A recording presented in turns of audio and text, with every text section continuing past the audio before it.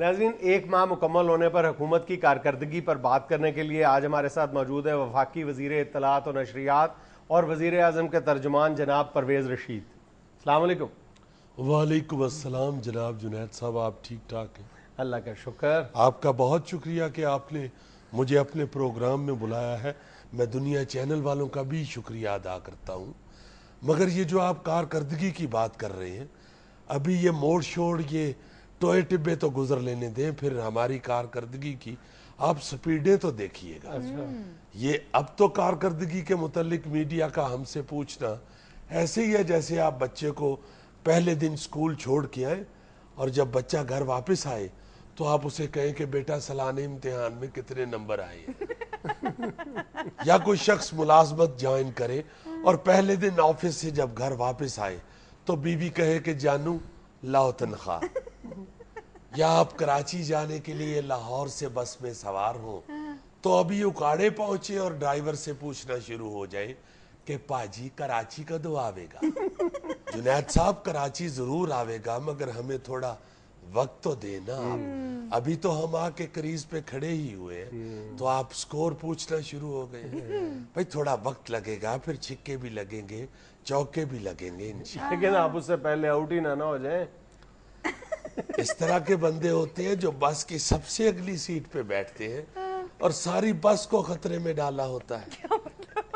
کہتے رہتے ہیں مسلسل کے پائی جی جس طرح تسی گڈی چلا رہے ہو اس طرح گڈی وج جاندی ہے، اور آپ یقین کریں گی کہ گڈی وج بھی جاندی ہے، اور پھر ساری بس جو ہے وہ ڈرائیور کے دوالے ہو جاتی ہے۔ ایسے بندے سے نہیں پوچھتی کہ آپ نے کیوں ایسی منحوس بات کی۔ سو جنید صاحب، ہم انشاءاللہ آپ کو ہتھیلی پر سرسوں جما کے دکھائیں گے، مگر ہمیں ہتھیلی پر سرسوں رکھنے کا ٹائم تو دینا، ہمیں اتنا کنفیوز نہ کریں کہیں ہم سرسوں کی جگہ ہتھیلی پہ پھکی رکھ کے پھکا مار۔ پھکا تو آپ سمجھتے ہیں نا، پھکا بر وزن ہکا بکا، پھکا پھکا، یہ پچھلی حکومت نے پھکا ہی مارا ہے، اسی لیے پھر عوام نے ان کو دھکا مارا ہے۔ سو انشاءاللہ ہم آپ کو مایوس نہیں کریں گے۔ لیکن پرویز رشید صاحب، کہا جاتا ہے کہ حکومت کے پہلے 100 دن ہی اہم ہوتے ہیں۔ چلے ایسے کر لیتے ہیں، مگر 100 میں سے بھی ابھی 70 پڑے ہوئے ہیں۔ تو آپ یہ کیوں نہیں دیکھتے کہ 30 گزر گئے؟ ایگزیکٹلی۔ آپ کا اس ملازم والا حساب ہے جس کو آپ 1000 روپیہ دے کے 50 روپے کی کوئی چیز لینے بھیجیں، واپسی پہ اس سے حساب مانگے تو وہ کہتا ہے جی کہ 50 روپے کی تو آ گئی یہ چیز اور 50 روپے گر گئے ہیں۔ آپ کہیں ٹھیک ہے باقی 900 دو، اور وہ آگے سے کہے کہ جتنے 100 لگ گیا ہے اتنے 900 کا پتہ لگ جائے۔ پرویز رشید صاحب، آپ نے ایک مہینے میں ڈالر 100 تک پہنچا دیا۔ تو بھائی آپ نہ ڈالر خریدیں، گھر کا سودا خریدیں۔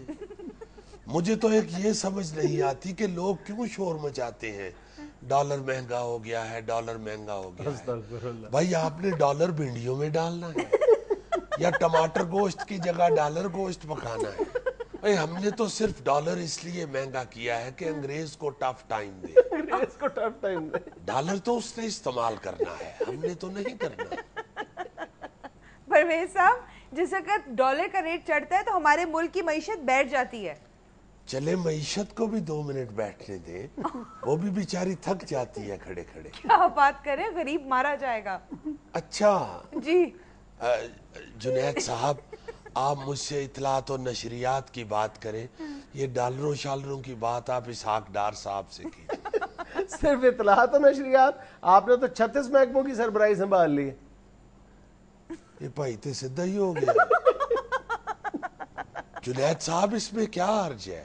وہ کیا کہتے ہیں کہ اللہ جب محکمے دیتا ہے تو چھپر پھاڑ کے دیتا ہے، اور ویسے بھی جنید صاحب یہ جو مجھے محکمے ملے ہیں یہ مجھے میری محنت اور صلاحیت کی وجہ سے ملے ہیں۔